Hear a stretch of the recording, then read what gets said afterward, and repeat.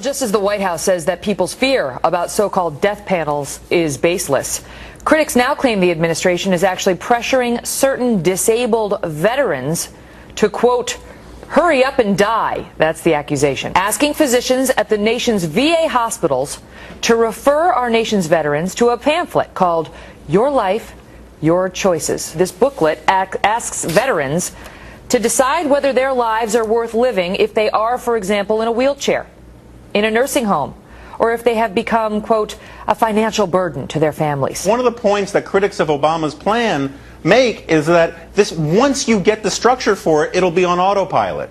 And the bureaucracies will naturally tend towards exactly this kind of thing. And death panels may, in fact, be not too far off on the horizon because of the very nature of how socialized medicine and rationing works. This goes into the realm of valuing whether life is worthy of life, as the Germans used to say. This goes into the idea that somehow, if you're in a wheelchair, if you're handicapped, if you're just too melancholy to contribute to society, well then maybe those are circumstances where you can no longer chew the leather and you need to be sort of culled from the tribe. And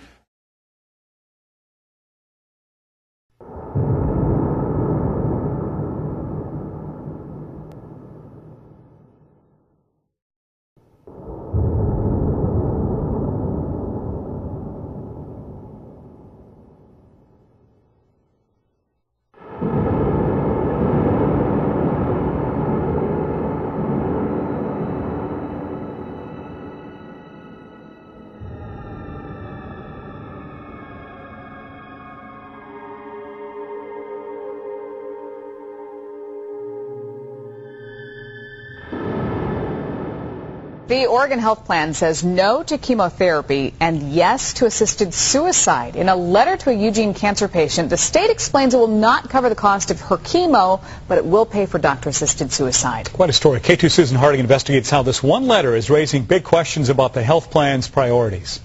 Can you say hi? Huh? Yeah. Wag that tail. Barbara Wagner has one wish for more time. I'm not ready.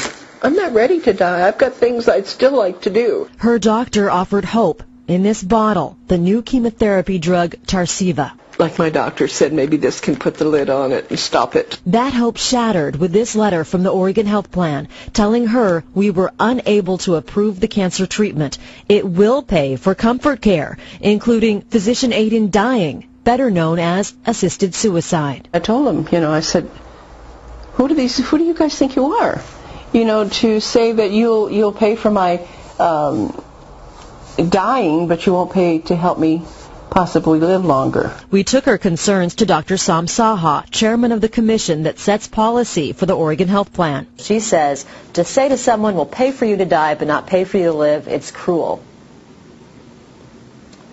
I don't think anyone's saying that. That's, I think, maybe an unfortunate interpretation of the letter. Assisted suicide critic Dr. William Toffler calls the message disturbing. People deserve relief of their suffering, not giving them an overdose. And he says the state has a financial incentive to offer death instead of life. Chemotherapy drugs like Tarceva cost $4,000 a month. Drugs for assisted suicide cost less than $100. Is it cheaper to pay for somebody to die than to help them live? That is not a question that we think about. We don't think about investing our healthcare dollars in that way. Yet when thinking about patients like Barbara Wagner, Dr. Saha admits they must consider the state's limited dollars. If we invest thousands and thousands of dollars in one person's days to weeks, yet we are taking away those dollars from someone. So you look at average, you say it's just a few weeks. And that's true. But it's not true for everybody.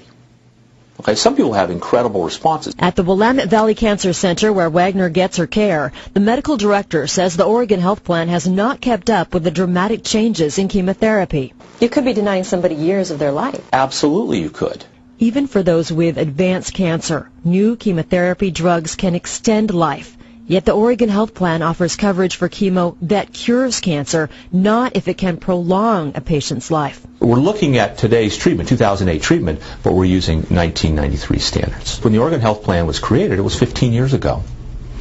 And there were not all the chemotherapy drugs that there are today. Like Tarceva, that can add years to some patients' lives. If there is a chance, if there's any kind of a chance at all, can we try it?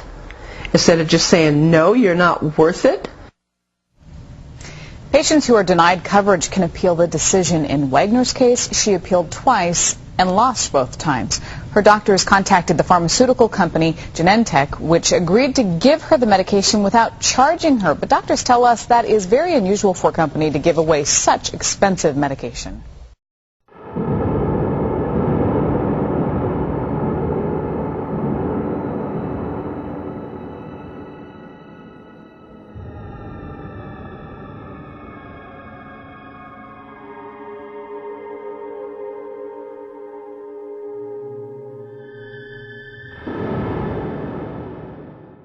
I got that Kool-Aid. How you like your Kool-Aid? I got that Kool-Aid. How you like your Kool-Aid? Mix it in, now baby mix it in. Mix it in, now baby mix it in. Mix it in, now baby mix it in. Mix it in, now baby mix it in.